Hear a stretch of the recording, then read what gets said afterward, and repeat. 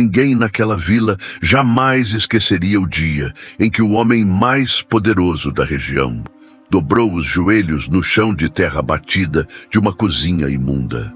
Não foi o dinheiro que ele trouxe que fez as mulheres chorarem nas janelas, nem a carruagem de luxo que parou o trânsito na estrada de terra. O que marcou a história da fazenda das Aroeiras foi o momento em que Valeriano, com as mãos trêmulas e os olhos marejados, tirou do bolso um maço de cartas amareladas e disse, com a voz embargada, a verdade que destruiria 10 anos de mentiras. Eles disseram que eu tinha esquecido você, Lúcia, mas cada tijolo do império que eu construí foi assentado com a esperança de ver esse seu sorriso de novo.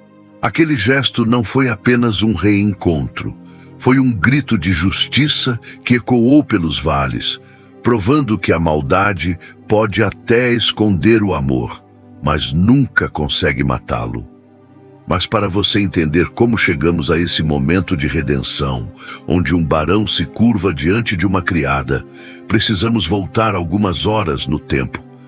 Aproxime-se, meu amigo, minha amiga, sente-se aqui, onde a brasa ainda estala, e deixe-me contar como o destino, às vezes, escreve certo por linhas tortas. A manhã daquela terça-feira tinha nascido cinzenta na fazenda das Aroeiras. A garoa fina transformava o terreiro em um lamaçal vermelho, um barro pegajoso que parecia querer prender todo mundo ali para sempre. Dentro da casa grande, o clima não era melhor. Lúcia estava de joelhos não em oração, mas em penitência. Com uma escova de piaçava nas mãos, ela esfregava o piso de madeira do corredor, tentando tirar uma mancha que só os olhos críticos de sua madrasta conseguiam ver. Lúcia tinha 29 anos, mas suas costas curvadas e o olhar baixo faziam com que parecesse carregar o peso de 2 vidas. Ela era bonita, de uma beleza triste e silenciosa, como uma santa esquecida num altar empoeirado. Seus cabelos castanhos estavam escondidos sob um lenço encardido, e o vestido de chita, remendado nos cotovelos, era o uniforme de sua humilhação. Mais força, Lúcia! A voz de Dona Magnólia vinha da sala de estar, onde ela tomava seu café em xícaras de porcelana fina. Você parece que tem sangue de barata. Esfregue isso direito. Hoje é um dia importante. Não quero ver um grão de poeira quando as visitas chegarem. Magnólia. A mulher que prometera ao pai de Lúcia, no leito de morte dele, que cuidaria da menina como se fosse sua própria filha. Mas a promessa durou tanto quanto a terra sobre a cova. Assim que o luto passou, Lúcia foi rebaixada. De filha, virou enteada. De enteada, virou estorvo. E de estorvo, virou criada. Sim, senhora, respondeu Lúcia, a voz rouca. Ela não discutia. Havia aprendido que o silêncio era seu único escudo. Enquanto esfregava, a mente de Lúcia viajava para longe dali. Viajava para 10 anos atrás, para um portão de madeira sob o luar, onde um rapaz pobre, filho de ferreiro, jurara amor eterno. Eu vou voltar, Lúcia. Valeriano tinha dito com aquele jeito sério de quem não brinca com a palavra. O mundo é grande, mas meu coração fica aqui. Mas ele não voltou. Ou assim ela pensava. Magnólia fizera questão de narrar, com detalhes cruéis, como Valeriano devia estar vivendo na capital. Ele deve ter se casado com uma daquelas moças de pele de porcelana, Lúcia, dizia a madrasta, rindo enquanto Lúcia lhe servia o jantar. Homem rico não quer saber de mulher da roça. Ele esqueceu você no momento em que viu a primeira nota de dinheiro. Aceite sua sina, menina. Você nasceu para servir. E Lúcia aceitou. Acreditou que o amor era uma mentira bonita que contavam para as crianças dormirem. Meus queridos, a pior prisão que existe não é aquela com grades de ferro, mas aquela feita de palavras que nos diminuem. Quantas vezes a gente não acredita que não tem valor só porque alguém cheio de amargura disse isso, A maldade tem o poder de nos cegar para a nossa própria luz. Mas eu pergunto a vocês, será que a verdade, por mais que tentem enterrá-la, não acaba sempre encontrando uma fresta para brotar? Se você acredita que a justiça de Deus tarda, mas não falha, e que toda lágrima um dia vira sorriso, já deixa o seu like aqui, se inscreve no canal Contos do Coração e comenta aí embaixo. A verdade liberta. Vamos ver quantos corações esperançosos estão nos ouvindo hoje.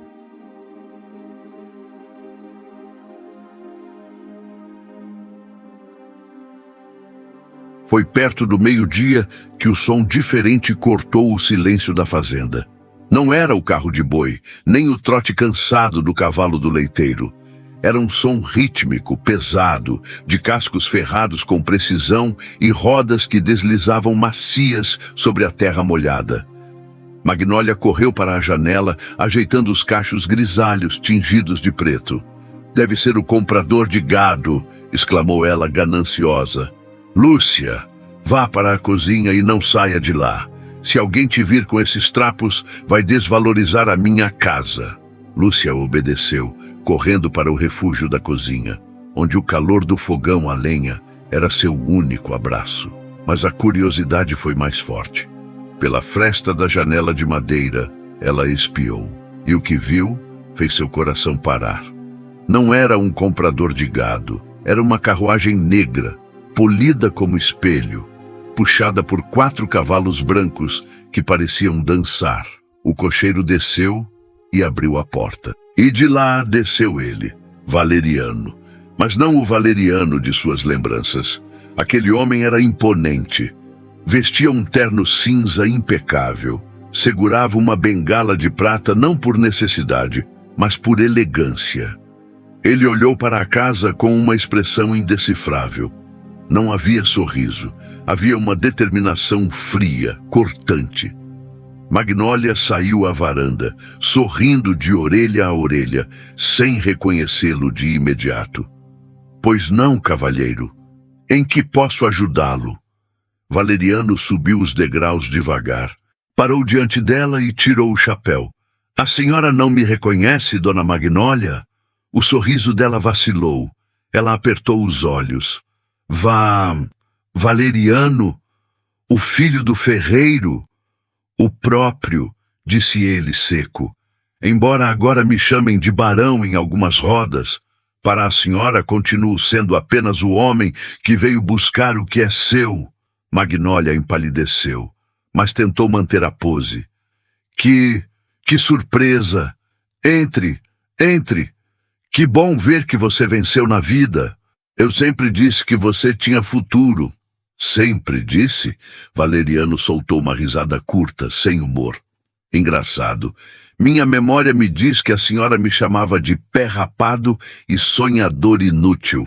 Ele entrou na sala sem ser convidado, seus olhos varrendo o ambiente como um falcão procura a presa. "Onde ela está?" perguntou direto. Magnólia fechou a porta nervosa. "Ela quem?" "Lúcia." "Ah, Valeriano." Magnólia suspirou, fazendo uma cara de pesar teatral. Melhor não falar dela. A pobre menina enlouqueceu. Vive trancada, suja, não fala coisa com coisa. Eu cuido dela por caridade, sabe? Mas ela virou uma selvagem. Melhor você ir embora e guardar a lembrança bonita do passado. Valeriano parou. Ele girou nos calcanhares e encarou Magnólia com uma fúria contida que fez a mulher recuar. A senhora mente com a mesma facilidade com que respira. Ele caminhou em direção à cozinha. Ele sabia. Seu coração sabia onde ela estaria. "Você não pode entrar aí!" gritou Magnólia, correndo atrás dele. "É lugar de criadagem!" Valeriano empurrou a porta da cozinha. Lúcia estava lá, encolhida perto do fogão, tentando se fazer invisível. Quando viu Valeriano entrar, ela cobriu o rosto com as mãos sujas de fuligem, chorando de vergonha. "Não olhe para mim", ela soluçou. "Por favor, vá embora." Valeriano parou.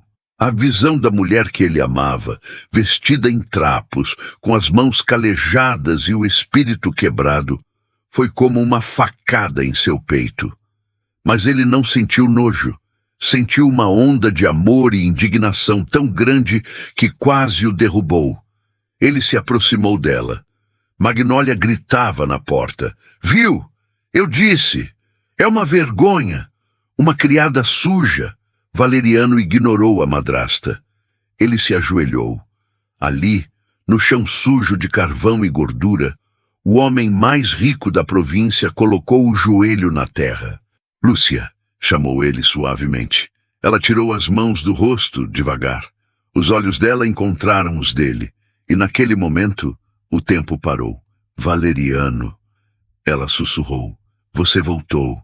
Eu nunca fui embora de verdade, Lúcia, disse ele. Ele enfiou a mão no bolso do paletó e tirou o maço de cartas. Eram dezenas delas. Algumas manchadas, outras amassadas, mas todas com o selo rompido. A senhora Magnólia disse que eu tinha te esquecido. Ele falou alto, para que a madrasta ouvisse bem. Ela disse à vila inteira que eu tinha te abandonado. Mas aqui está a verdade. Ele colocou as cartas no colo de Lúcia. Eu escrevi toda semana. Eu mandei dinheiro para o seu enxoval. Eu mandei as escrituras de uma casa na cidade em seu nome. Tudo isso, ele apontou para as cartas, foi roubado, interceptado, escondido. Lúcia tocou os papéis incrédula. Ela pegou uma das cartas e viu a data. 12 de maio de 1895. A data do aniversário dela, anos atrás. Você escreveu? Ela perguntou, a voz trêmula. Eu escrevi que te amava quando não tinha nada. E escrevi que te amava quando conquistei tudo. Valeriano segurou as mãos sujas dela e as beijou, sem se importar com a fuligem. Eu construí um império, Lúcia. Mas descobri que meu verdadeiro reino sempre esteve guardado no seu sorriso, mesmo debaixo desse avental de poeira. Magnólia, encostada no batente da porta, parecia ter encolhido. A máscara caíra. Isso não prova nada. Ela tentou argumentar desesperada. Ela é minha tutelada. Você não pode levá-la. Valeriano levantou-se, ajudando Lúcia a ficar de pé. Ele passou o braço ao redor da cintura dela, sujando seu terno caro, num gesto de posse e proteção. Eu não vou apenas levá-la, Magnólia, disse ele com uma voz gelada. Eu vou levar tudo. Comprei as promissórias desta fazenda. Cada centímetro de terra onde a senhora pisa agora me pertence. E a primeira ordem do novo dono é que a senhora saia da minha frente. Lúcia olhou para Valeriano e depois para a madrasta. Pela primeira vez em anos, ela sentiu a espinha ereta. A verdade a tinha libertado, mas antes que pudessem dar um passo em direção à saída, um som estranho veio de cima. Do teto. Thump, thump, thump. Eram passos. Passos pesados e arrastados no sótão, seguidos de um som que gelou o sangue de todos na cozinha. O choro abafado de uma criança. Valeriano e Lúcia se entreolharam. O que é isso? Perguntou Valeriano tenso. Magnólia, que até então estava derrotada, arregalou os olhos em puro terror. Não! Ela gritou, bloqueando a passagem para o corredor. Vocês não podem subir lá! Ninguém pode subir lá! Valeriano percebeu o pânico real nos olhos da mulher. Havia algo naquela casa, algo além das cartas roubadas e da herança desviada. Havia um segredo vivo no andar de cima. Lúcia, disse Valeriano, soltando-a gentilmente. Fique aqui. Não, disse Lúcia, segurando a mão dele. O medo ainda estava lá, mas a coragem de ter a verdade ao seu lado era maior. Eu vou com você. Chega de segredos nesta casa. E assim, sob os protestos histéricos de Magnólia, o casal começou a caminhar em direção à escada que levava ao sótão, sem saber que o que encontrariam lá em cima mudaria não apenas o passado, mas o futuro de toda a região. Subir aquelas escadas de madeira rangente era como caminhar sobre os ossos de um passado que se recusava a morrer. A cada degrau, a poeira levantava, dançando na pouca luz que entrava pelas frestas do telhado, criando fantasmas no ar. Valeriano ia na frente, segurando um candeeiro que pegara no corredor, sua figura imponente projetando uma sombra longa na parede descascada. Atrás dele, Lúcia subia com o coração na boca, segurando a barra do vestido sujo, sentindo um misto de pavor e esperança que lhe dava tontura. E lá embaixo, no pé da escada, Magnólia gritava impropérios, ameaças vazias de quem sabe que o castelo de cartas desmoronou. "Vocês vão se arrepender", gritava a madrasta, a voz falhando pelo choro histérico. "É uma maldição. Aquilo é uma maldição." Valeriano não parou. Ele chegou à porta do sótão, trancada com um cadeado pesado e enferrujado. Sem hesitar, ele usou a bengala de prata com castão de ferro como alavanca. Com um grunhido de esforço e a força de quem moldou o ferro na juventude, ele forçou o metal. A madeira podre do batente cedeu antes do cadeado, e a porta se abriu com um gemido lúgubre. O cheiro que saiu lá de dentro fez Lúcia cobrir o nariz. Era cheiro de mofo, de lugar fechado, de tristeza antiga. Valeriano ergueu o candeeiro, iluminando o cômodo baixo, onde as teias de aranha pendiam como cortinas macabras. No canto mais afastado, encolhido sobre um colchão de palha imundo, havia um vulto pequeno.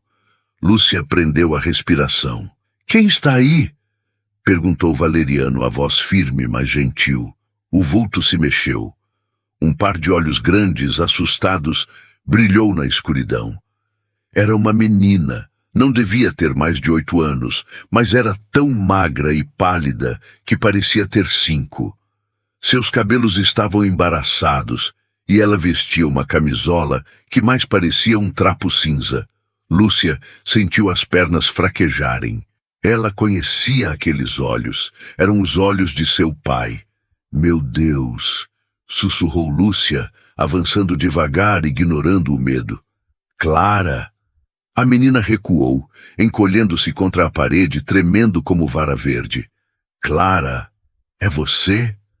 Lúcia caiu de joelhos no chão empoeirado, estendendo as mãos.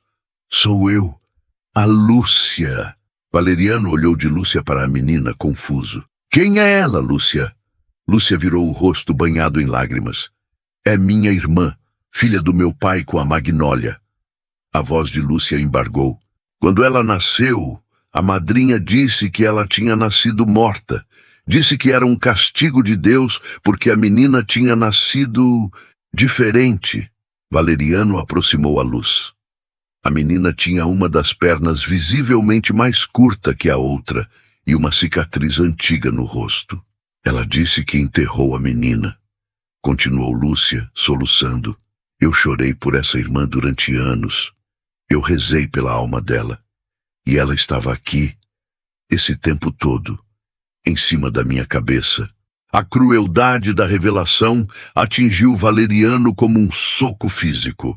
Magnólia não apenas escravizara a enteada, ela aprisionara a própria filha, escondendo-a do mundo como se fosse um monstro, apenas para não ter que lidar com a vergonha de uma filha imperfeita aos olhos da sociedade vaidosa da época. Ou pior, para garantir que a herança, que deveria ser dividida, ficasse inteira em suas mãos, já que uma filha morta não herda nada. Valeriano sentiu uma fúria fria, assassina crescer em seu peito. Mas ao olhar para a fragilidade daquela criança e para o amor doloroso nos olhos de Lúcia, a raiva deu lugar à urgência. "Não vamos deixá-la aqui nem mais um minuto", disse ele. Ele entregou o candeeiro a Lúcia e se aproximou da menina. "Ei, pequena", disse ele, com uma doçura que Lúcia não sabia que ele possuía. "Eu sou o Valeriano, sou amigo da sua irmã. Ninguém vai te machucar. Nunca mais." A menina, Clara, olhou para Lúcia. Lúcia assentiu, sorrindo entre as lágrimas. Pode vir, Clarinha. Ele é bom. Ele veio nos salvar. Valeriano pegou a menina no colo. Ela era leve como uma pena, feita de ossos e medo. Ele a aninhou contra o peito, protegendo o rosto dela da luz forte, e virou-se para Lúcia. Vamos! Eles desceram as escadas como uma procissão sagrada. Quando chegaram à sala, Magnólia estava sentada no sofá, com o rosto enterrado nas mãos. Ao vê-los com a menina, ela levantou a cabeça, os olhos vermelhos de ódio e loucura. Vocês não podem levá-la, sibilou ela. O mundo vai rir de mim. Vão dizer que eu pari uma aleijada. Valeriano parou diante dela. A menina em seus braços estremeceu. O mundo não vai rir de você, Magnólia, disse ele, a voz baixa e terrível. O mundo vai te esquecer, porque a partir de hoje você não existe mais para elas. E se a senhora ousar chegar perto de Lúcia ou desta criança, se ousar pronunciar o nome delas, eu juro que usarei cada centavo da minha fortuna para garantir que a senhora termine seus dias numa cela muito pior do que aquela onde trancou sua própria filha. Magnólia abriu a boca para retrucar, mas o olhar de Valeriano o acalou. Era o olhar de um homem que não tinha mais nada a perder, porque já tinha recuperado tudo o que importava. Vamos, Lúcia, disse ele. Lúcia olhou para a casa uma última vez. Olhou para os móveis, para os quadros, para a madrasta que encolhia no sofá. Não sentiu raiva. Sentiu pena. Uma pena imensa de alguém tão pobre de espírito. Adeus, madrinha, disse ela suavemente. Eles saíram pela porta da frente. A chuva havia parado e um raio de sol tímido furava as nuvens cinzentas, iluminando a carruagem negra que esperava. O cocheiro, um homem robusto chamado Tião, arregalou os olhos ao ver o patrão carregar uma criança esfarrapada e ser seguido por uma mulher suja de fuligem. Mas ele não fez perguntas. Abriu a porta da carruagem e ajudou-os a subir. Quando a porta se fechou, isolando-os do mundo lá fora, o silêncio caiu sobre eles. O interior da carruagem era forrado de veludo azul, macio e quente. Valeriano acomodou Clara no banco ao lado de Lúcia. A menina, exausta pela emoção e pela luz repentina, encostou a cabeça no ombro da irmã e fechou os olhos, agarrando o tecido do vestido de Lúcia com suas mãozinhas sujas. Valeriano sentou-se de frente para elas. Ele olhou para Lúcia.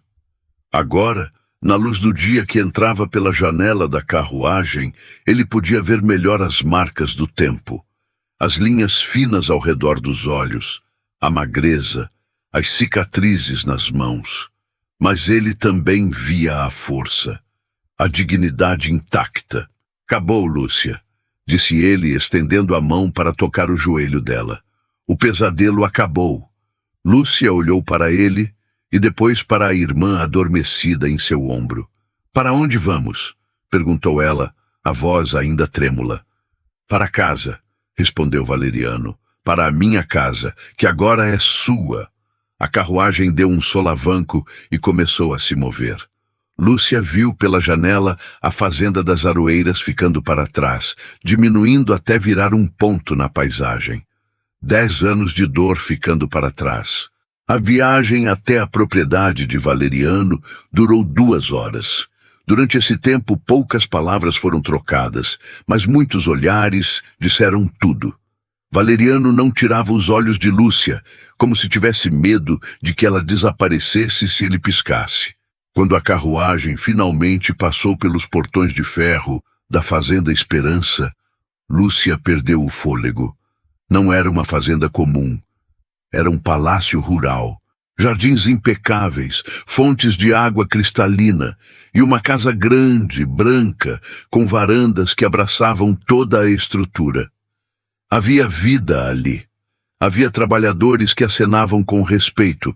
Havia cachorros correndo no gramado. Havia cheiro de flores, jasmins, milhares deles plantados ao longo da entrada. Você plantou jasmins, sussurrou Lúcia, os olhos marejados. Eu disse que construiria um reino, sorriu Valeriano. E um reino precisa do perfume da rainha. A carruagem parou. Criados vieram ajudar. Uma senhora gorducha e sorridente, Dona Benta, a governanta, correu para recebê-los. Seu Valeriano, o senhor demorou. O almoço já está... Ela parou ao ver o estado de Lúcia e da menina. O sorriso dela murchou, transformando-se em preocupação maternal. Virgem Santa, o que aconteceu com essas meninas? Benta, disse Valeriano descendo e ajudando Lúcia. Prepare o banho, o melhor banho que essa casa já viu. Água quente, sais, perfumes. E separe as roupas que mandei vir da capital. E comida, caldo quente, pão fresco, tudo o que tiver de melhor. Agora mesmo, patrão. A mulher não fez perguntas. A bondade em seus olhos dizia que ela entendia que ali havia gente precisando de colo. Lúcia desceu da carruagem, segurando Clara pela mão. Seus pés descalços tocaram a pedra polida da entrada. Ela se sentiu pequena, suja, indigna daquele lugar. Valeriano, ela sussurrou, puxando-o de lado. Eu não posso entrar assim. Olha para mim, eu vou sujar sua casa. Eu não sei ser uma senhora. Eu esqueci como se usa talheres, como se senta à mesa. Valeriano segurou o rosto dela com as duas mãos, obrigando-a a encará-lo. Lúcia, escute bem. Você não precisa saber usar talheres de prata para ser uma senhora. A nobreza não está na roupa, está aqui. Ele tocou o peito dela sobre o coração. Você protegeu sua irmã. Você aguentou o inferno sem perder a bondade. Você é mais nobre do que qualquer baronesa que já pisou nesta terra. E quanto a sujar a casa... Ele riu. Esta casa é só pedra e madeira. Você é vida. Entre. Lúcia respirou fundo e deu o primeiro passo. As horas seguintes foram como um sonho febril. O banho quente, a água levando embora a fuligem e o cheiro de tristeza. O toque macio das toalhas. O cheiro de sabonete de lavanda. Clara, depois de limpa e alimentada, dormiu como um anjo numa cama que parecia uma nuvem. Lúcia, vestida com um roupão de seda que Valeriano deixara para ela, sentou-se diante do espelho do quarto de hóspedes. Ela olhou para o próprio reflexo. A mulher que a encarava de volta ainda tinha os olhos tristes, mas havia uma luz nova ali. Ela tocou a própria face, limpa, sem manchas de carvão. Alguém bateu à porta. Pode entrar, disse ela. Valeriano entrou. Ele também havia tomado banho e trocado de roupa. Vestia uma camisa branca, simples, com as mangas dobradas. Ele trazia uma bandeja com 2 xícaras de chá e um prato de biscoitos. Pensei que você gostaria de comer algo antes de dormir, disse ele, colocando a bandeja na mesa. Obrigada, disse Lúcia. Ela se sentia tímida de repente. Estar sozinha com ele num quarto, sem a barreira da sujeira e da posição social, era assustadoramente íntimo. Valeriano percebeu. Ele se manteve a uma distância respeitosa. Lúcia, começou ele sério. Eu sei que é tudo muito rápido. Eu sei que você precisa de tempo. Eu não espero nada de você. Você pode ficar aqui o tempo que quiser, como minha convidada, como minha amiga. Eu só queria te tirar de lá. Lúcia olhou para ele. Para a bondade daquele homem que esperou 10 anos. Por que você voltou, Valeriano? Perguntou ela. De verdade, você podia ter qualquer mulher. Por que eu? Valeriano caminhou até a janela, olhando para a noite que caía sobre seus domínios. Porque quando eu estava na cidade, dormindo em pensões baratas, com fome e frio, a única coisa que me aquecia era a lembrança do seu sorriso na porteira. Ele se virou para ela. Porque você foi a única que acreditou em mim quando eu não era ninguém. E isso, Lúcia, isso vale mais do que todo o ouro do mundo. Lúcia sentiu as lágrimas voltarem. Ela se levantou e caminhou até ele. Parou a um passo de distância. Eu não tenho nada para te dar, Valeriano, disse ela. Minha juventude foi roubada. Minha beleza murchou. Eu trago uma irmã doente e cicatrizes na alma. Você traz você, disse ele, dando um passo e diminuindo a distância. E isso é tudo o que eu sempre quis. Ele ergueu a mão, hesitante, e tocou o rosto dela. Lúcia fechou os olhos e inclinou a cabeça contra a palma quente dele. Foi um toque de reconhecimento, de duas almas que se reencontravam após a tempestade. Mas o momento de paz foi quebrado. Lúcia abriu os olhos e cambaleou. O mundo girou. Uma tontura súbita e violenta a atingiu. Suas pernas cederam. Lúcia! Valeriano a amparou antes que ela caísse. Ela estava pálida, os lábios brancos. Eu não me sinto bem, sussurrou ela, levando a mão ao peito. O coração batia descompassado, falhando. Valeriano a pegou no colo e a colocou na cama, gritando por Benta. Benta, chame o médico! Agora! Lúcia sentia o quarto escurecer. O esforço dos últimos anos, a má alimentação, o choque emocional, o corpo estava cobrando o preço. Ela olhou para Valeriano, vendo o pânico nos olhos dele. Não me deixe, ela sussurrou, a voz sumindo. Agora que eu te encontrei, não me deixe ir. Eu não vou deixar, gritou Valeriano, segurando a mão dela com força. Você não vai morrer, Lúcia. Eu proíbo. Mas os olhos de Lúcia se fecharam e a mão dela relaxou na dele, inerte.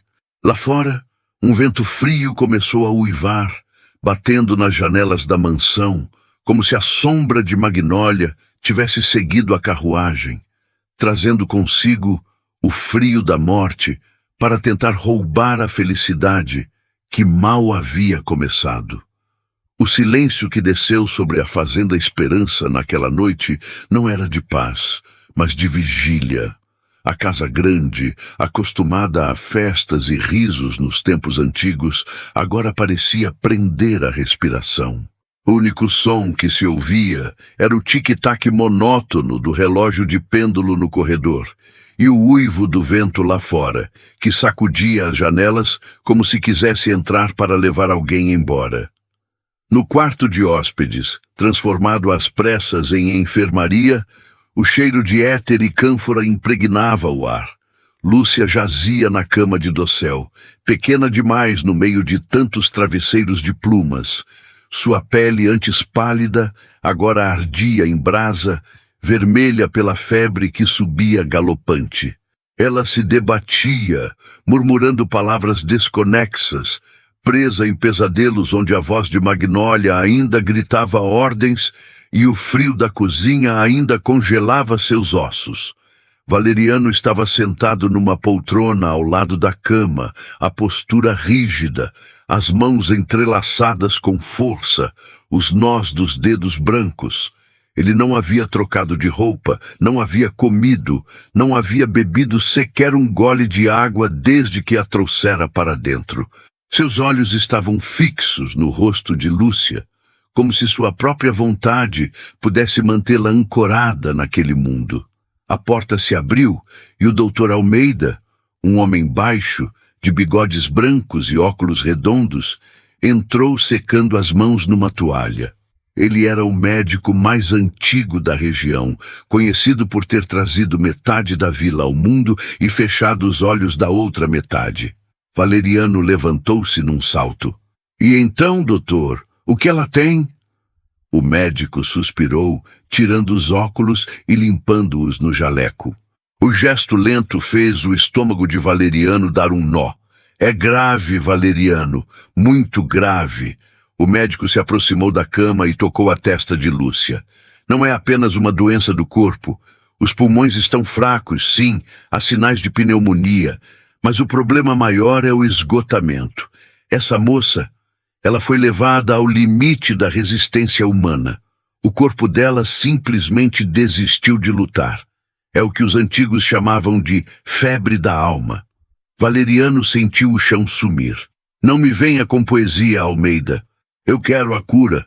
Eu tenho dinheiro. Mande vir remédios da capital, da Europa, de onde for preciso. Dinheiro não compra vontade de viver, meu amigo, respondeu o médico com tristeza. Ela passou anos sendo quebrada, dia após dia. Agora que o perigo passou, a adrenalina baixou e o corpo cobrou a conta. Ela está num limbo, Valeriano, entre ficar e ir. E, sinceramente, não sei se ela tem forças para escolher ficar. Valeriano olhou para Lúcia. Tão frágil, tão quebrada. Ela tem, disse ele, a voz rouca, mas carregada de uma certeza feroz. Ela tem porque eu não vou deixar ela ir. Eu esperei 10 anos, Almeida. Eu não atravessei o inferno para perdê-la agora. O médico guardou o estetoscópio na maleta de couro. Faça o que puder. Mantenha a febre baixa. Dê o xarope que deixei. Mas, acima de tudo, dê motivos para ela voltar. Porque a medicina, aqui, já fez o que podia. O resto é com Deus e com ela. Quando o médico saiu, Valeriano voltou a se sentar. Ele pegou a mão de Lúcia, aquela mão calejada, áspera, que contava a história de todo o sofrimento dela, e a levou aos lábios. Você me ouviu, Lúcia? Sussurrou ele, a voz embargada. Você não tem permissão para desistir. Não agora. Nós temos um reino para governar, lembra? Você tem uma irmã para criar. A menção à irmã fez algo se mover no quarto. Valeriano virou a cabeça. Na porta entreaberta, um par de olhos assustados espiava. Era Clara.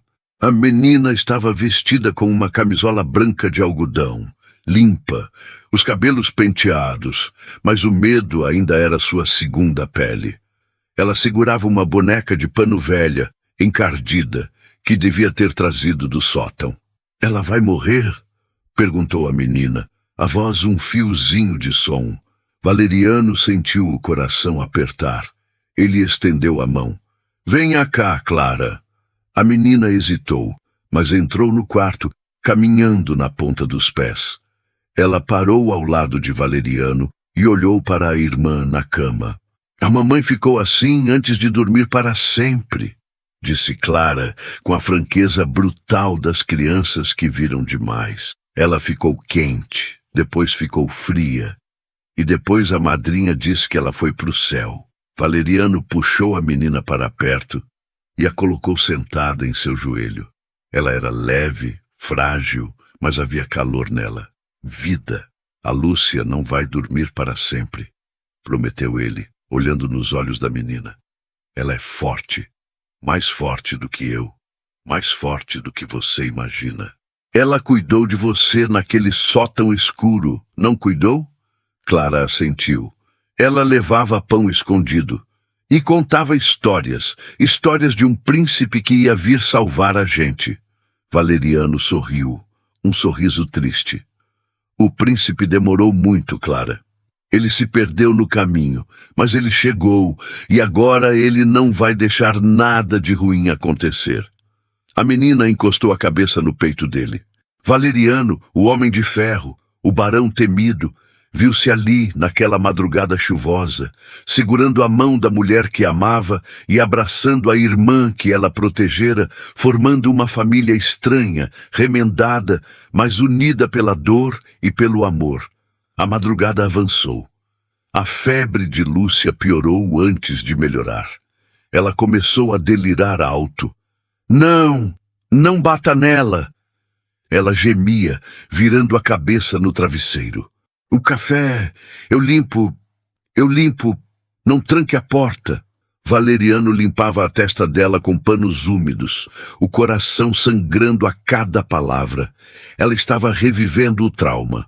Shhh! Acabou, meu amor, acabou. Ele sussurrava, beijando a testa suada dela. De repente, Lúcia abriu os olhos. Eles estavam vidrados, brilhantes demais, não focavam em nada. Valeriano, ela chamou, a voz fraca. Estou aqui. Ela tentou puxar a mão, mas não teve forças. Você tem que ir. Ela sussurrou, as lágrimas escorrendo pelas têmporas. Ela vai te destruir. Ela é má. Eu sou suja, Valeriano. Eu sou quebrada. Você merece uma rainha, não uma criada. Você é minha rainha, disse ele firme, segurando o rosto dela. Olhe para mim, Lúcia. Não deixe a voz da Magnólia falar na sua cabeça. Escute a minha voz. Eu te amo. Eu te amo desde o dia em que te vi colhendo café com os pés descalços. Nada mudou.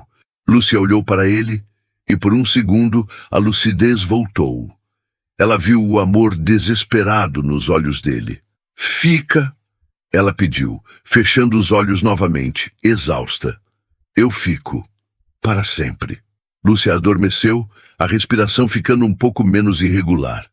Valeriano encostou a cabeça no colchão, ao lado da mão dela e, finalmente, o cansaço o venceu. Ele cochilou ali, sentado, guardião do sono dela. Mas a paz durou pouco. Quando o sol nasceu, tímido e pálido, dissipando a chuva, um som diferente acordou Valeriano. Não era o som da casa. Era o som de cavalos e vozes alteradas no portão principal da fazenda. Dona Benta entrou no quarto, o rosto pálido de medo. Seu Valeriano, acorde! Valeriano levantou a cabeça atordoado. O que foi, Benta? A Lúcia piorou?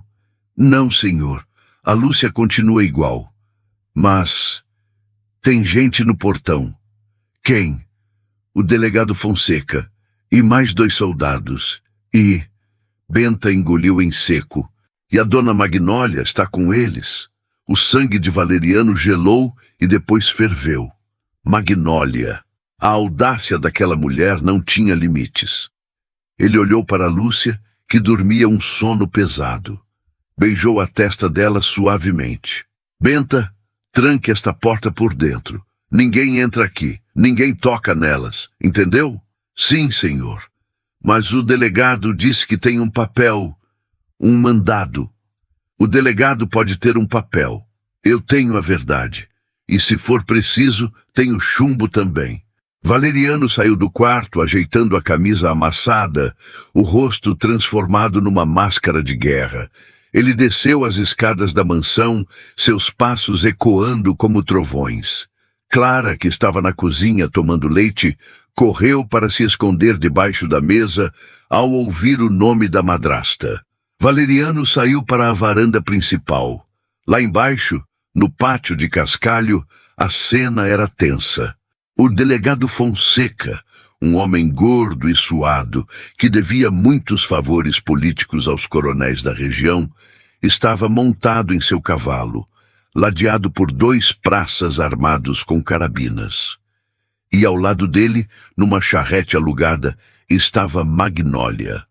Ela estava vestida de preto, com um véu cobrindo o rosto, interpretando o papel da viúva e mãe desolada com perfeição. Valeriano! Gritou o delegado, tentando impor autoridade. Recebemos uma denúncia grave. Valeriano desceu os degraus da varanda, parando no último. Ele não estava armado, mas sua presença era tão intimidante que os cavalos dos soldados recuaram. Bom dia, Fonseca. A que devo a desonra da sua visita e da sua companhia? Ele lançou um olhar de desprezo para Magnólia. Magnólia levantou o véu. Seus olhos estavam inchados. Provavelmente esfregados com cebola, pensou Valeriano. E ela apontou um dedo trêmulo para ele. Assassino! Sequestrador! Gritou ela com voz teatral. Delegado, prenda esse homem. Ele invadiu minha casa, agrediu uma pobre viúva e sequestrou minhas 2 filhas. Minha pobre Lúcia, que é doente da cabeça, e a pequena Clara. Valeriano riu. Uma risada seca, fria. Filhas? Ontem a senhora dizia que Lúcia era criada e Clara estava morta. A memória da senhora é curta ou conveniente? Eu nunca disse isso. Mentiu Magnólia descaradamente. O senhor levou a menina. Ela é menor de idade. Eu sou a tutora legal. O senhor cometeu um crime, Valeriano. Rapto de incapaz. O delegado pigarreou desconfortável. Ele sabia que Valeriano era rico e poderoso, mas a lei estava no papel, do lado da madrasta. Veja bem, Valeriano, começou o delegado. A dona Magnólia apresentou os documentos de tutela. A menina Clara e a moça Lúcia estão sob a guarda dela.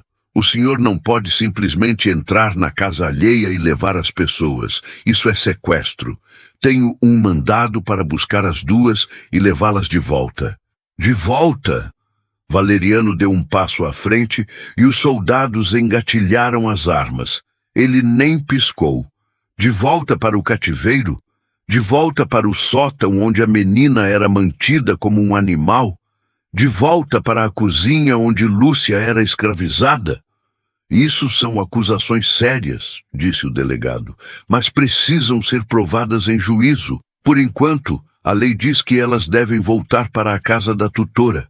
Entregue as moças, Valeriano. Não piore as coisas. Valeriano olhou para a janela do quarto de cima. Lúcia estava lá, lutando pela vida. Se ela fosse tirada daquela cama agora, se fosse jogada numa charrete e levada de volta para as garras de Magnólia, ela morreria. Ele tinha certeza disso. Magnólia terminaria o serviço que começou há 10 anos. Ele voltou o olhar para o delegado. Fonseca, você me conhece, sabe que eu construí essa fazenda do nada, sabe que eu sou um homem de paz, mas escute bem o que eu vou dizer. A voz de Valeriano baixou, tornando-se perigosamente calma. A Lúcia está lá em cima, com febre de 40 graus, lutando para respirar por causa dos maus tratos dessa mulher. Se ela sair daquela cama, ela morre. E a menina Clara... A menina tem marcas no corpo que provam o que estou dizendo. Eu tenho um mandado, Valeriano, insistiu o delegado, embora parecesse menos convicto. Se o senhor não entregar as moças, terei que usar a força, e o senhor será preso. Magnólia sorriu, um sorriso triunfante e cruel. Prenda o delegado e traga minhas meninas, elas precisam de disciplina. Valeriano cruzou os braços. Ele estava sozinho na varanda. Seus empregados estavam olhando de longe, com enxadas e foices nas mãos, prontos para defender o patrão. Mas Valeriano fez um sinal para que não se movessem. Ele não queria um banho de sangue. Você pode entrar, Fonseca, disse Valeriano. Mas só você. E se você tentar tirar Lúcia daquela cama, terá que passar por cima do meu cadáver. Quanto à menina... Se você tiver coragem de olhar nos olhos dela e devolvê-la para essa bruxa, então você não é um homem da lei, é um cúmplice de tortura. O delegado hesitou. O clima pesou. O confronto era iminente. Foi nesse momento que a porta da varanda se abriu atrás de Valeriano. Todos olharam. Não era Lúcia, era Clara.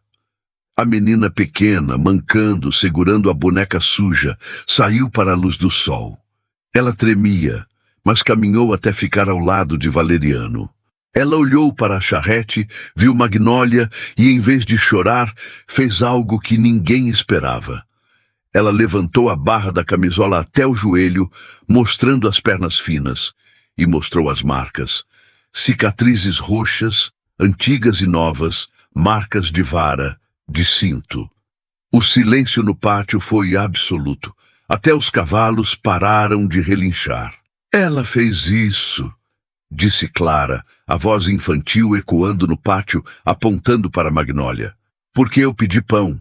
O delegado Fonseca olhou para as pernas da menina. Olhou para Magnólia, que agora estava pálida, tentando esconder o rosto com o véu. Valeriano colocou a mão no ombro de Clara. Aí está a sua prova, delegado. Agora me diga, o senhor vai cumprir o mandado de uma torturadora de crianças? Ou vai fazer o que é certo?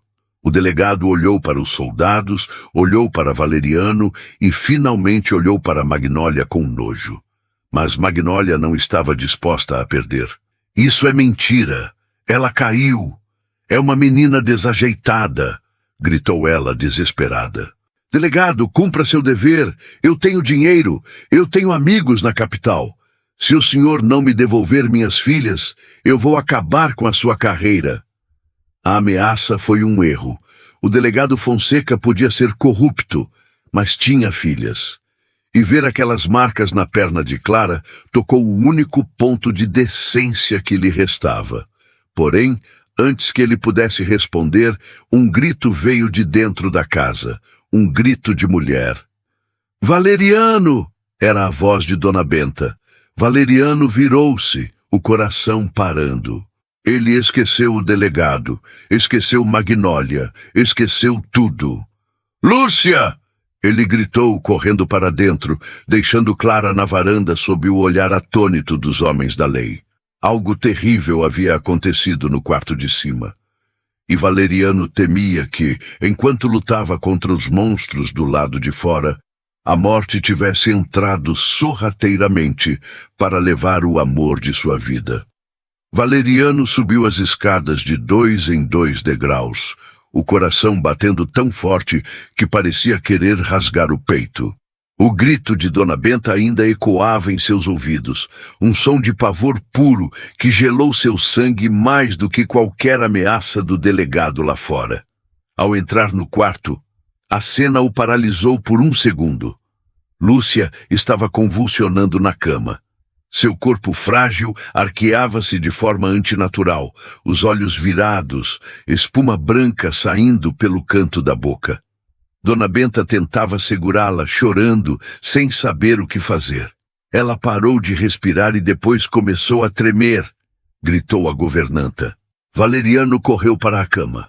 O medo desapareceu, substituído por um instinto primitivo de salvar o que era seu.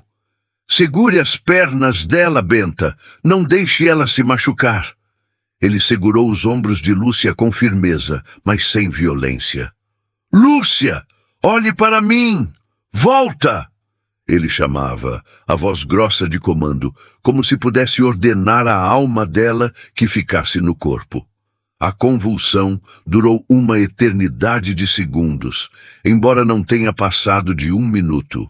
Aos poucos o corpo dela relaxou, caindo inerte sobre os lençóis desarrumados. Ela estava pálida como cera, os lábios arroxeados. Valeriano encostou o ouvido no peito dela. Silêncio. Não, ele sussurrou. Não, não, não. Ele começou a massagear o peito dela, bombeando com as mãos, soprando ar em sua boca, ignorando todas as regras de etiqueta, ignorando o mundo. Ele estava lutando contra a morte, mano a mano. Respira, Lúcia, pelo amor de Deus, respira. Na porta do quarto, uma sombra apareceu. Era o delegado Fonseca. Ele subira atrás de Valeriano, curioso e desconfiado, mas parou ao ver a cena. Ele viu o homem mais poderoso da região desesperado, tentando soprar vida na boca de uma mulher que parecia um cadáver. Ele viu a devoção, o terror, o amor cru, e então um suspiro. Lúcia puxou o ar com um som rasgado, doloroso. O peito dela subiu. Ela tossiu, engasgada, e Valeriano a virou de lado, amparando-a enquanto ela vomitava um líquido biliar. Isso... Põe pra fora. Chorava Valeriano acariciando as costas dela, as lágrimas dele misturando-se ao suor dela. Você voltou. Graças a Deus você voltou. Lúcia abriu os olhos por um instante. Estavam turvos, exaustos, mas vivos. Ela apertou a mão dele, um aperto fraco, mas que para Valeriano teve a força de um juramento. Valeriano a acomodou nos travesseiros, limpando o rosto dela com a manga da camisa. Só então ele percebeu que não estavam sozinhos. Ele se virou e viu o delegado na porta, segurando o chapéu nas mãos, o rosto pálido. — O senhor viu? — perguntou Valeriano, a voz baixa e perigosa. — O senhor viu o que aquela mulher fez com ela? Isso não é doença, delegado. Isso é o resultado de anos de fome, de trabalho forçado, de veneno na alma. É tentativa de assassinato. O delegado olhou para Lúcia, destruída na cama. Lembrou-se das marcas nas pernas da menina Clara lá embaixo. A ficha finalmente caiu. A lei podia ser cega às vezes, mas a humanidade dele não. Cuide dela, Valeriano, disse o delegado, colocando o chapéu na cabeça com uma determinação nova. Eu vou resolver o problema lá embaixo. Valeriano assentiu. Ele não precisava ver. Ele sabia que a justiça, tardia e torta, finalmente estava chegando. Lá embaixo, na varanda ensolarada, Magnólia abanava-se com o leque impaciente. Quando viu o delegado descer as escadas sozinho, ela sorriu vitoriosa. E então, onde estão as ingratas? Espero que o senhor tenha algemado aquele bruto do Valeriano. O delegado Fonseca parou no último degrau. Ele olhou para Magnólia com um desprezo que fez o sorriso dela vacilar. Soldados, disse o delegado, a voz firme. Prendam esta mulher. Magnólia soltou uma risada nervosa. O quê? O senhor ficou louco? Eu sou a vítima aqui. A senhora está presa em flagrante, continuou o delegado, descendo até o pátio. Por maus tratos, cárcere privado, lesão corporal grave contra a menor e tentativa de homicídio contra a enteada. Isso é um absurdo. Eu exijo falar com o juiz. Eu tenho direitos, gritou Magnólia, recuando enquanto os dois soldados avançavam.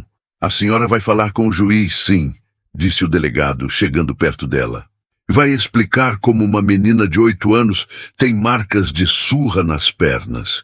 E vai explicar por que a outra está morrendo numa cama depois de ser tratada como escrava na própria casa. Os soldados seguraram os braços de Magnólia. Ela se debateu, o véu de viúva caindo no chão, revelando o rosto contorcido de ódio. Vocês não sabem com quem estão lidando. Eu sou Magnólia das Aroeiras. Aquela fazenda é minha. Tudo é meu. Levem-na, ordenou o delegado, e coloquem-na na cela comum. Nada de regalias. Enquanto era arrastada para a charrete da polícia, Magnólia olhou para a varanda da casa grande. Clara estava lá, segurando a mão de Dona Benta. A menina não sorria, apenas olhava, com seus grandes olhos sérios, vendo o monstro ser levado embora. Magnólia gritou uma última maldição antes de ser jogada na carruagem, mas o vento levou suas palavras. A poeira subiu e a polícia partiu, levando consigo a sombra que pairava sobre a vida daquelas irmãs. Os dias que se seguiram foram lentos, como se o tempo tivesse decidido andar de muletas. A febre de Lúcia cedeu, mas a fraqueza permaneceu. Valeriano não saiu do lado dela. Ele despachava os negócios da fazenda ali mesmo, numa mesinha no canto do quarto, parando a cada suspiro diferente dela. Clara, aos poucos, foi perdendo o medo. Ela começou a explorar a casa, sempre voltando para o quarto da irmã, como um passarinho volta para o ninho. Valeriano a encheu de brinquedos, de vestidos coloridos, de comida boa. Mas o que a menina mais gostava era quando ele sentava no chão com ela e lia histórias, enquanto Lúcia dormia. Foi numa tarde de domingo, uma semana depois da crise, que Lúcia acordou de verdade. A luz do sol entrava pela janela aberta, trazendo o cheiro dos jasmins. Lúcia abriu os olhos e, pela primeira vez, não sentiu dor. Sentiu sede. Ela tentou se sentar, mas estava fraca. O movimento fez barulho na cama. Valeriano, que cochilava na poltrona, acordou no mesmo instante. Lúcia! Ele se levantou e foi até ela. Você está acordada? Sente dor? Lúcia olhou para ele.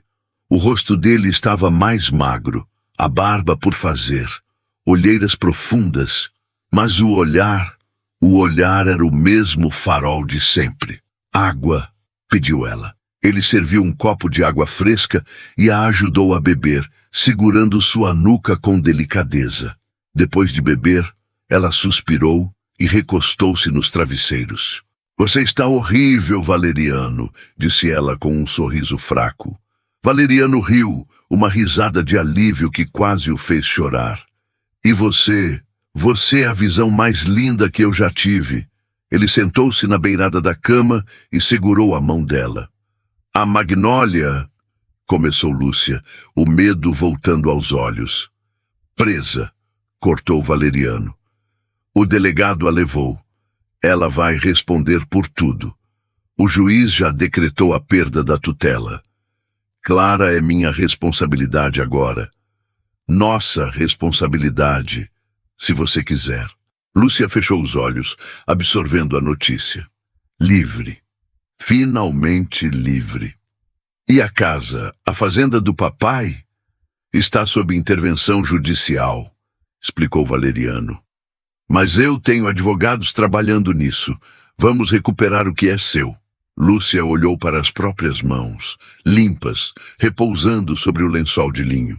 Valeriano, eu preciso te perguntar uma coisa. Pergunte. Quem sou eu agora? A voz dela tremeu. Eu fui filha, depois fui criada, depois fui nada. Eu não sei ser patroa. Eu não sei ser sua. Eu olho para este quarto, para esta riqueza, e sinto que estou ocupando o lugar de outra pessoa. Eu sou quebrada, Valeriano. Tenho marcas que não saem com água e sabão. Valeriano ficou em silêncio por um momento. Ele se levantou, foi até uma gaveta da cômoda e tirou de lá uma caixa de veludo. Ele voltou para a cama e abriu a caixa. Dentro não havia um anel de diamantes, nem um colar de ouro. Havia uma chave velha, de ferro, grande e pesada. Lúcia franziu a testa. O que é isso? Lembra da porteira velha, onde a gente se despedia? Perguntou ele. Lembro, ela rangia muito.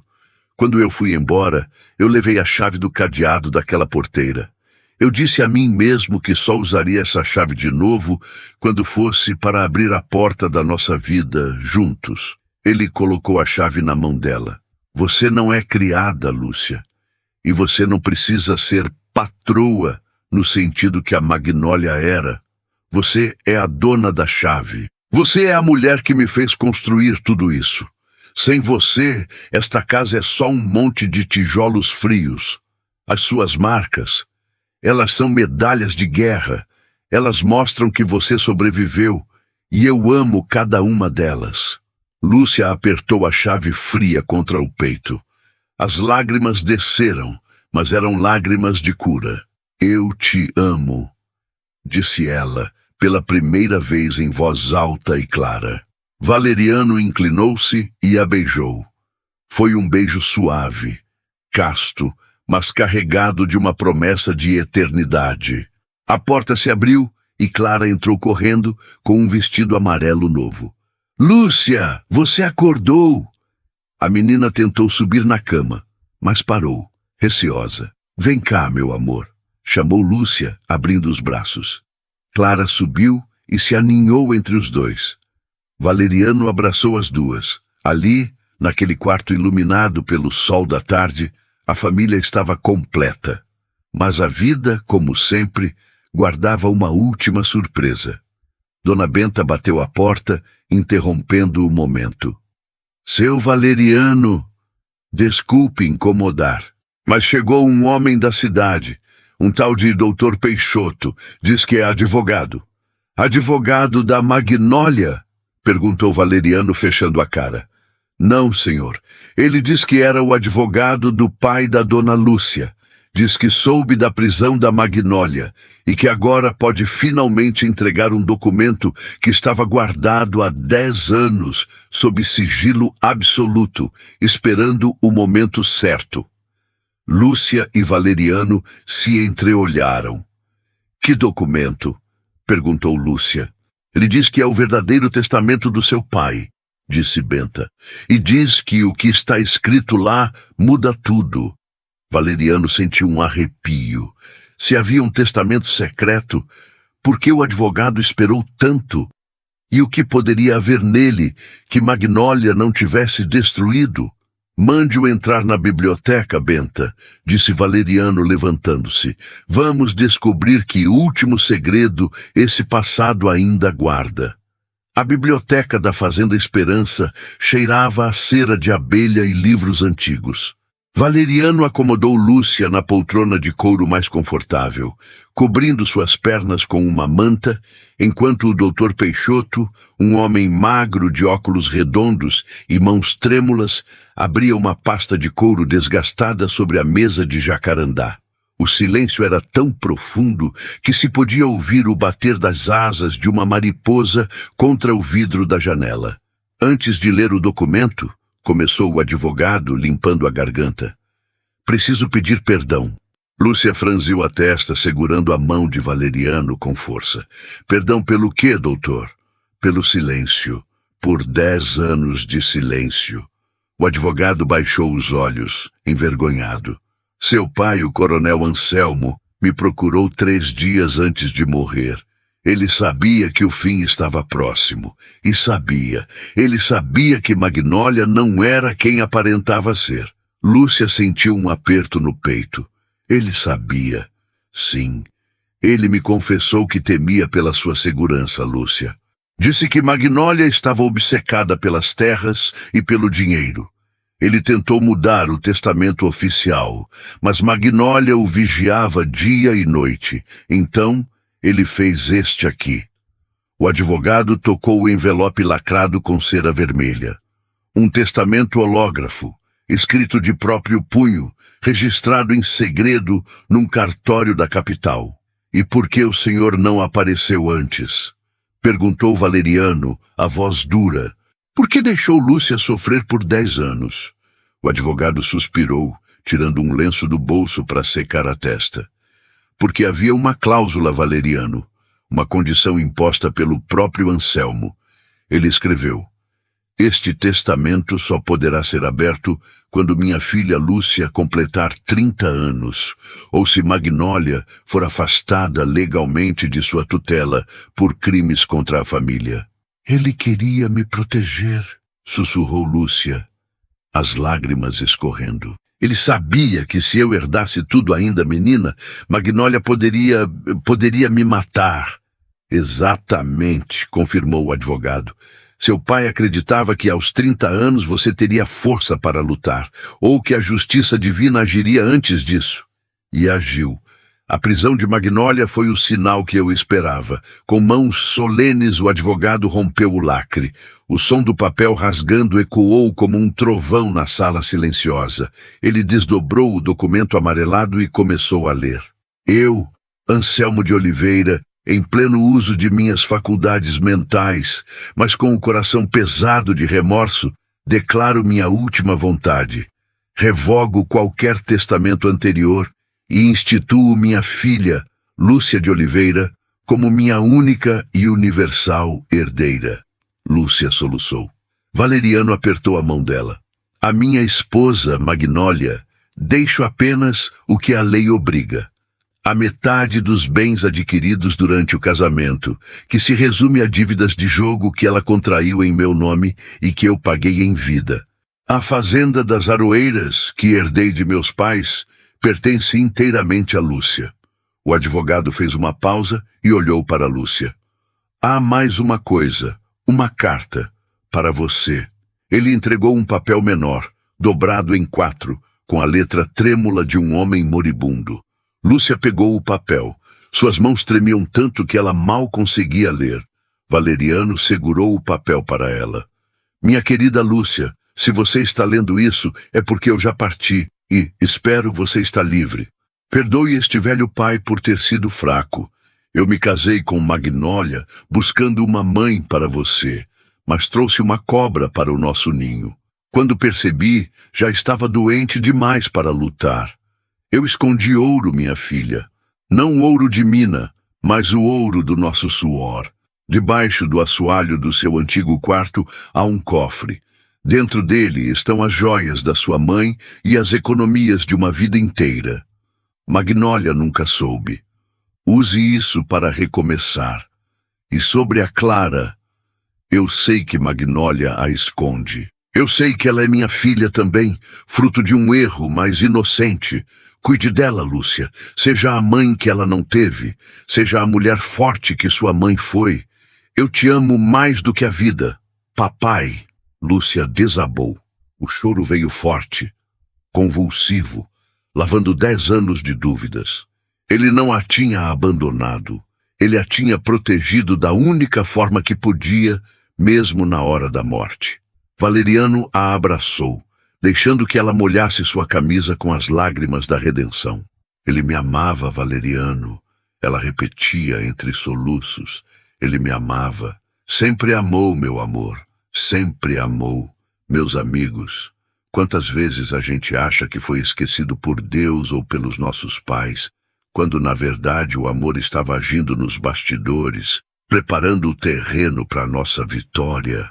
O pai de Lúcia não podia salvá-la em vida, mas garantiu o futuro dela na morte. O amor verdadeiro é assim. Ele planeja, ele protege, ele espera o tempo certo. Se você acredita que nada fica oculto para sempre e que a herança do justo sempre chega, deixa o seu like agora. E se você se emocionou com a carta do pai da Lúcia, comenta aí embaixo. Amor de pai é eterno. 6 meses se passaram. A fazenda das Aroeiras não era mais o lugar sombrio de antes. As janelas estavam abertas, as paredes caiadas de branco brilhavam ao sol, e o jardim, antes morto, agora explodia em cores.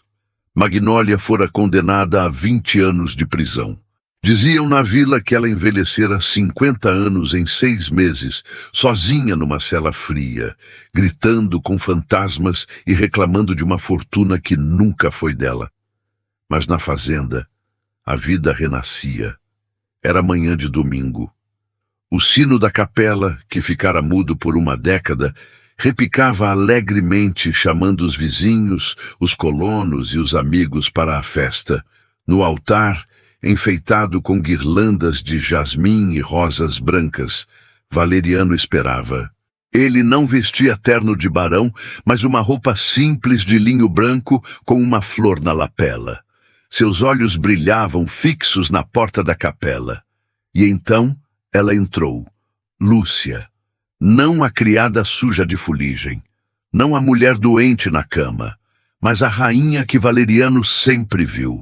Ela vestia o vestido de noiva de sua mãe, recuperado do cofre secreto, ajustado ao seu corpo.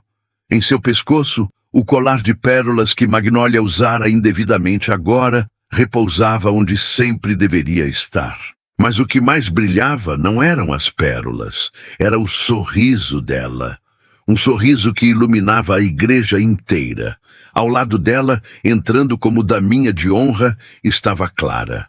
A menina, agora corada e saudável, jogava pétalas de flores no chão, rindo para os convidados. Ela não mancava mais. O amor e os cuidados de Lúcia e Valeriano haviam curado as feridas do corpo e da alma. Lúcia caminhou até o altar. Quando chegou diante de Valeriano, ele estendeu a mão. "Você demorou", brincou ele com os olhos marejados. "O caminho foi longo", respondeu ela segurando a mão dele. "Mas a chegada valeu a pena." O padre, um velhinho simpático que batizara Lúcia, sorriu. "Estamos aqui para unir este homem e esta mulher." A cerimônia foi simples, mas carregada de significado. Quando trocaram as alianças, não foi apenas um contrato de casamento, foi a selagem de um destino. "Eu, Valeriano, recebo a ti, Lúcia, como minha esposa. Prometo ser teu abrigo, tua força e teu descanso. Prometo que nunca mais haverá frio, nem fome, nem solidão. Eu, Lúcia, recebo a ti, Valeriano, como meu esposo. Prometo ser teu lar, tua paz e tua alegria. Prometo que o passado ficou para trás e que o nosso futuro começa agora." Quando o padre disse, "Pode beijar a noiva", a igreja explodiu em aplausos. Valeriano beijou Lúcia, e naquele beijo havia o gosto da vitória, do café quente na manhã fria, do cheiro de terra molhada e da promessa cumprida. Mais tarde, durante a festa no terreiro, enquanto a sanfona tocava um xote animado e as mesas fartas alimentavam a todos, Valeriano e Lúcia se afastaram um pouco, indo até a varanda da casa grande. Eles olharam para a festa. Viram Clara correndo com outras crianças, rindo alto. Viram Dona Benta servindo bolo. Viram a vida acontecendo. Valeriano abraçou Lúcia por trás, apoiando o queixo no ombro dela. "Lembra do que eu disse?" sussurrou ele. "Que eu construiria um império para você?" Lúcia olhou para a paisagem, para as terras que agora eram deles, unidas pelo amor e pela lei. "Você construiu algo melhor, Valeriano", disse ela, virando-se para beijá-lo. "Você reconstruiu a minha vida. Você me devolveu a mim mesma." Valeriano sorriu e tirou do bolso a velha chave da porteira. "E agora, o que fazemos com isso?" Lúcia pegou a chave. Ela olhou para o portão da fazenda, agora sempre aberto para os amigos. "Guarde", disse ela, "como lembrança de que nenhuma porta fica fechada para sempre quando o amor tem a chave." E assim, sob o céu estrelado do interior do Brasil, o homem mais rico da vila e a mulher que varria o chão começaram a escrever a primeira página de uma nova história. Uma história onde não havia madrastas más, nem cartas roubadas, apenas a certeza de que no final, o que é verdadeiro sempre encontra o caminho de casa.